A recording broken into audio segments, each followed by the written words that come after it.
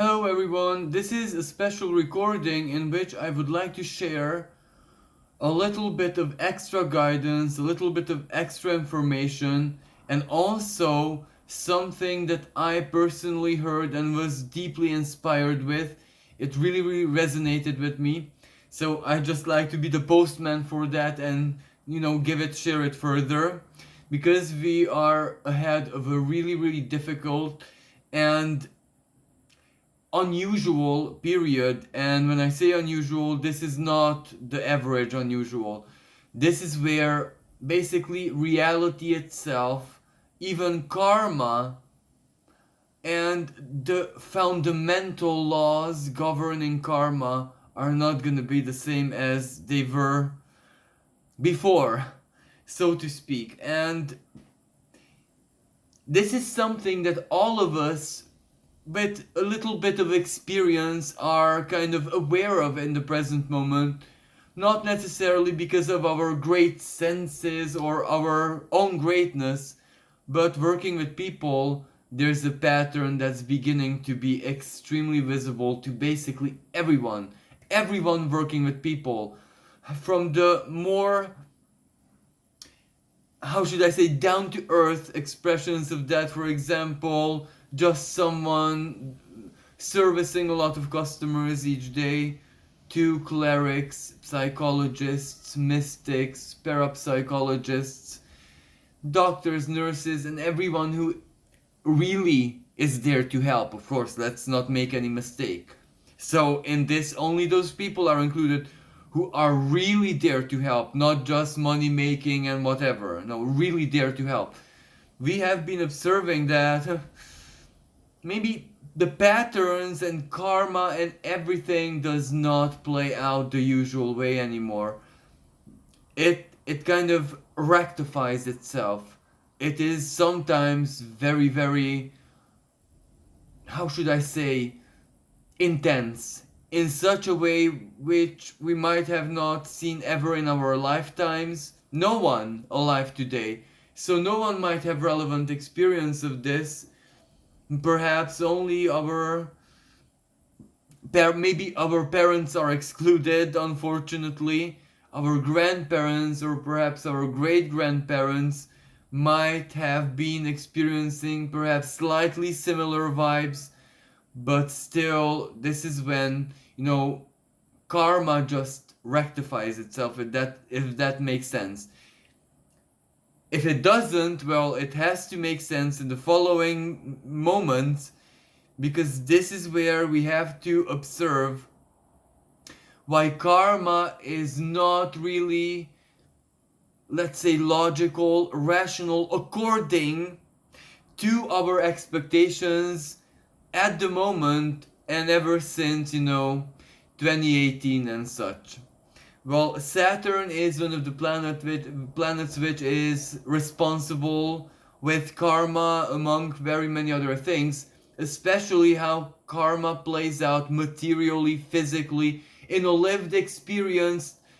This can represent emotional as well, so in any way, shape, and form, and including spiritually, because there is a very higher end of Saturn which goes into the divine plane, so no one is really immune to the Saturnian expression. Jupiter, on the other hand, is the planet which represents justice itself, what the karmic balance, equilibrium in that specific case, situation, life of a person, life of a couple, life of a nation, life of a species, and so on, represents. Jupiter and Saturn met in the sky in 2020, sorry. December 2020, sorry again. And that represented a moment at 0 degrees of Aquarius. And, esoterically, looking at the divine imprint of everything, so beyond our human, very, how should I say, profane astrological customs. Because we use astrology really to fix problems and to bypass karma. And that's not really okay when we should be just seeing the divine wisdom in all, especially the present. So that moment represented when the usual ways how our species collectively evaded karma, broke karma, went against karma, stopped karma, made karma something totally different than it was divinely meant to be for our species. Well, all those acts had to end in that astrological ticking of the clock. When Saturn and Jupiter met at 0 against 0, a reset in itself, the power of 0, of Aquarius, the future. So, this is where karma, actually, that which we experience right now, is the real karma. This is how it always should have been. That's why it's instant. That's why it has a message on it. Regardless of what happens to us, good or bad, right now, and has been for the past so and so years, it's not just the happening that we have to decipher. It almost comes with a message. I want to say price tag, but actually, am I mistaken if I say that? The message, this is why. For some of us, those who maybe without our will necessarily, in the sense that this is our destiny, we're open to the greater expression of divine knowledge. For us, the price tag sometimes comes from previous lives, that which we thought it was over, and it's not. Nothing's over, really. Everything that we have to pay, we have to pay. Ancient souls found themselves in grave injustice, I'm myself included, but the thing which felt like grave injustice was our own standards. When we mean purity, we mean purity. And that's how much we had to suffer. All the dark nights of this, and why should I even put it in past tense? This is present and future. But we're mature now, so our backbone, Saturn, is different. That's why we see things from a mature perspective, but just a couple of months ago, it was not a very mature perspective. It felt like divine torture, but now we come to understand that it was our own standards, so we're grateful, because that's how serious we were when we said we want to purify from everything. Some of us, in the most unusual ways, were even purged out from basically the average human education. This is where even that showed its highly toxic sides to it. And what does this have to do with astrology? One, it's collective. Two, it's the North Node in Gemini, which was in 2021. How quickly we took the garbage out from our mental sphere, and how quickly we started filling it with our own sense of logic and divine common sense, if that even makes another sense, the sense word here. But actually, this involuntary play of words, that's Gemini, because that's the North Node in Gemini, the sense of it. Even the highest spiritual truths, formulas, whatever, need to have a certain type of common sense. As in, let me just give you a basic example. Don't cheat. I'm not sure how the exact wording of this holy commandment is, but you get what I mean. Is it just a plain morality, or if we really look at it, how many genetic implications there are? Don't spread your genes, because that's karma. You're weaving reality, you're playing God, really, aren't you? Because even if you aren't, some external force has to send a spirit, a soul into that creation of yours. And you don't care what soul gets into that, do you? No. So that means, as I said in my horoscope, in my weekly horoscope, the spirit can have the most ugliest expressions, and you invite it into a creation that you abandon. So the commandment, what does it do? It's simple, it's ridiculous, laughable. Don't cheat on your wife. Like, or your partner, any type of, but you can imagine or disease. You don't want to be disease free, don't sleep around, don't cheat. Again, that's a medical sense and logic. Spiritual, what karmic bonds do you tie and who with? As in, as above, so below. So let's say prostitutes, and I'm not judging at all because everyone has a divine role, but they are embodiment of the lower Venusian sphere. So one would say Lilith, one would say what a succubus looks like here down on earth, and it's divine and it's fine, but you must be aware of this when you make choices. So this is what I mean, a commandment, something ridiculous, how much sense it makes. So divine intelligence and knowledge is actually much more useful than anything else. And so this is where Saturn and Jupiter in the sign of Aquarius are actually showing all of that to us, what natural, normal, a common sense type of karmic manifestation has to look like and be like, how a healthy reality functions. Exactly what you heard, a healthy reality, a divinely orchestrated reality, not that of us, our collective psychosis. Because the reality we're living right now and we lived for the past, I would say, maybe 100 years, was like a collective psychosis. It was like psychosis. When, the collective consciousness is ill, this is what it feels like, lives like, that's it. But that's just basically the mental sphere, the collective mental sphere or mental identity of our species. How about what we've done with our karma? So, Saturn stayed, Jupiter left Aquarius, Saturn stayed in Aquarius. So, Saturn has to execute all of this. And Aquarius, first of all, it needs awareness from us to become aware.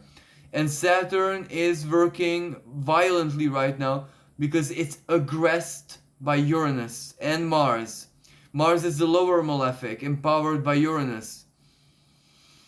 Well, Saturn has no choice but to spit everything out, as in the whole truth, nothing but the truth. And there is also spiritual, ethereal side of the truth. That which is not really perhaps all that much translatable to the human sphere, but nonetheless it's very important. So that is karma. How has our species distorted karma and the karmic rules and the laws and everything that should protect the heart, protect the spirit, protect all of our most divine parts? Well, our species has a notoriety for certain type of marriages where there is no passion, there is no attraction, so not even lust. There is absolutely nothing but an interest. And this was part for hundreds, as in always from the beginning, okay, but in a very small proportion. Look at the world today. It's not. It's like not a shame anymore. Like, I don't want to judge or anything, but how many really, really old and impotent multi-millionaire males have top model partners? Like, do I need to actually explain this further, or is it enough? That's like interest. That's outside of the divine totally. That choice, but free will. If you had in your soul's karma, you had a different marriage or different love story, maybe a harder material situation, yet still a divine mastery at play of your own fate's weaving, and you gave that up, Well, imagine what you've done to your children, your generations. You said to the divine, look, I know better, let me handle this. I'm smart, you see, I'm smart. And the divine said, okay. And here in Europe at least, and in the United States, all of the highly civilized countries and cultures, this was like the construct of our everyday reality. Look in the newspapers, look in magazines, adverts, internet, in your culture. My culture, your culture, because if you're listening to this, you're in that culture. Who's idolized, sorry. Um, the multi-millionaire, the rich, famous, who cheats everything, who cheats fate. Look at the fantasy superheroes. Now, there were the self-sacrificial superheroes of the 70s, 80s, but now everyone's cheating, really. Cheating. Cheat death, cheat life, cheat this, cheat that, cheat the So everything is basically what is being programmed into our conscious. To cheat the divine, to cheat karma, modern psychology. Believe in yourself, but so much so, don't let the divine tell you that you're unworthy. Is the divine crazy? No one is able to tell your hyperego, which looks like and feels like and acts like and gives you superpowers and intuition like your higher self. But it's not your higher self. That's you elevated your ego to divine levels. That's it. Now, how do you know the difference between? Can you feel the pain of the divine in the world every second of each day, the divine pain, the unbearable pain? If the answer is yes, well, then ultimately, why would you even doubt yourself? If the answer is only happy, happy, joy, joy, bliss, success, I'm prosperous, I'm okay, I'm the best of the best, then this year is gonna be a very difficult year for you, I'm afraid. But anyway, everyone who kind of feels the divine pain and is going mad right now and has been for the past 10 years, you're fixing reality, you're fixing karma, but the severity of how much our species ruined it, you are someone who is able to understand and actually, when asked, give this answer, that this is why everything seems so unfair to us, because we distorted fairness and justice. There is no justice. Justice is ridiculous. Justice is just facts and numbers and figures. It has no spirit, morality, divine in it at all. So that's where we broke even karma, can you imagine? Spells, magic, but not the kind of magic which is magic, but the opposite. All we did, love stories, love spells, divination with husband, wife, and stuff like that, lost spells, death spells. What did we do? We bypassed karma. We didn't do good. We didn't really do good whatsoever. If we look at savage aboriginal cultures, they're fine. They're absolutely fine. They're happy. They're basically they live in a different dimension. They literally live in everything's okay there. Literally everything's okay. In our world, nothing's okay. You know what I'm saying with this? Because this is how we know that even karma is distorted. And now, surprise, surprise, it's coming back to what it should be. Plain, simple, like the natural rules. Action, reaction. Reverberations of everything that we do. mind, soul, body, especially mind words. Couple of hundreds of years ago, this is where we had to watch our words. If you said a curse, it was something big. It was like you committed a crime. And for example, I committed a crime just yesterday because I did say a curse.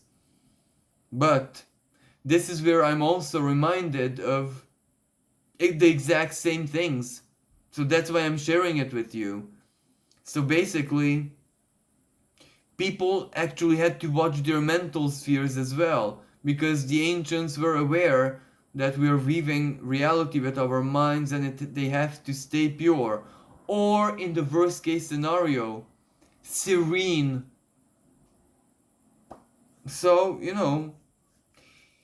this comes back, because South Node in Scorpio, it is washing our collective illusion, our collective wrongdoing away, because the divine can't even blame us, who we are alive right now, because we were just born from the zero moment on into this. We don't know different. Ancient souls know, but now ancient souls are whipped in a symbolic way to speak it. Let's just speak these things. Let's share these things. The true common sense.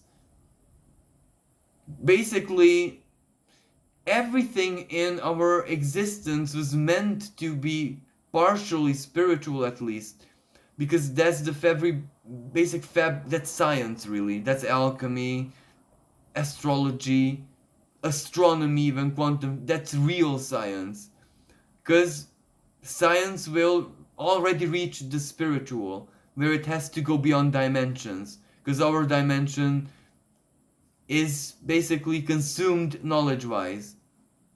CERN, LHC, splitting atoms, antimatter stored in our, how should I even name this, dimension? Like, isn't that break what as above so below, but as below so above? So what are we causing above?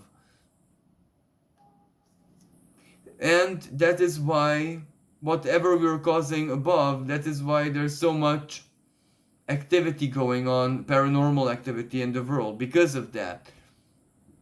So we are even distorting the ether. This is not gonna end well. And one of the moments when we'll be reminded that this must really be, kept in control, why Uranus is the awareness, is gonna be now.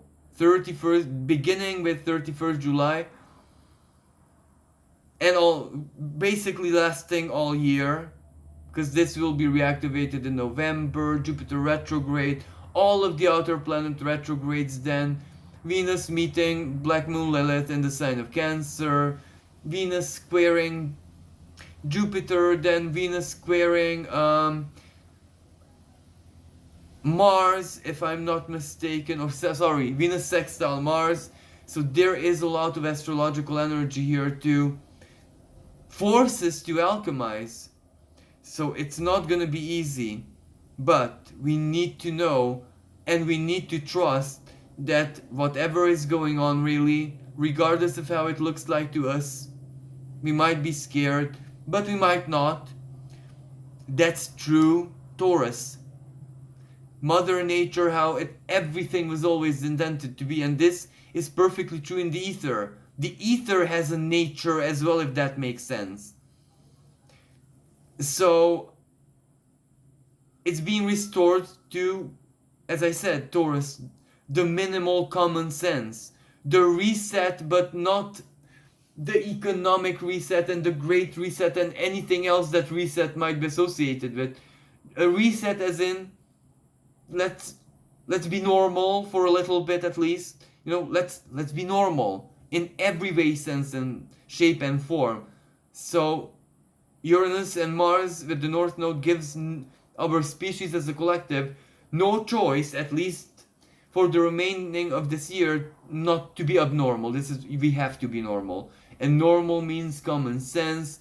Normal means to know who we are as a species and what we are here to do as a species. And unconditional love, understanding, and seeking the divine truth, but as an adventure, as a collaboration, as a gesture of love, yes, absolutely. But digging it and slicing the divine up in laboratory, that's where it's a bit extreme, don't we think? But anyway, that's not really a problem. And the thing is, Venus. We need to be reminded, and this plays out more individually. This is collective ultimately, because role model, value system, role, that's collective. What society holds valuable, regardless of, maybe you are a person who always, all their lives, and their parents and grandparents as well, had a very healthy and beautiful and more than okay, a beautiful human value system. What I say, the divine would be proud of you. But that doesn't matter if everyone else, 99%, is the opposite. As in, you matter, don't get me wrong, you matter infinitely much, and thank you for existing. But only in moments when the divine has enough of the fake is when you can come online for real. When it tolerates the fake, then you will just think that you are weird and everyone else is normal, when the opposite is true. So this is one of the moments when the truth, Uranus, the healthy, how should I say, the originally intended human design, the lattice, gets to what it should be, and the spirit, the ether, the creational force that pours onto it gets a shape that is useful, enjoyable, promising, and a valid food for soul, for body, for mind, for our beings, for everyone equally. So that's so positive. And the other thing is our relationships. Love has to be love. Alliance is okay, but at least then respect your partner in the alliance. But this is where don't call an alliance love, because that's already a profane act. At least be conscious about that it's just an alliance. It's you and that person being good allies in this incarnation because of reasons. Because that's you attract what you are. Okay, but be aware of this. Don't call it love. Don't think that it's love. And you who are in love, or seeking love, or very much aware of what love feels like, do not accept anything but love, even if that means being single for the rest of your life. Even if that means dying, as in, your partner should not give you money. Your partner should not provide for you really. Why?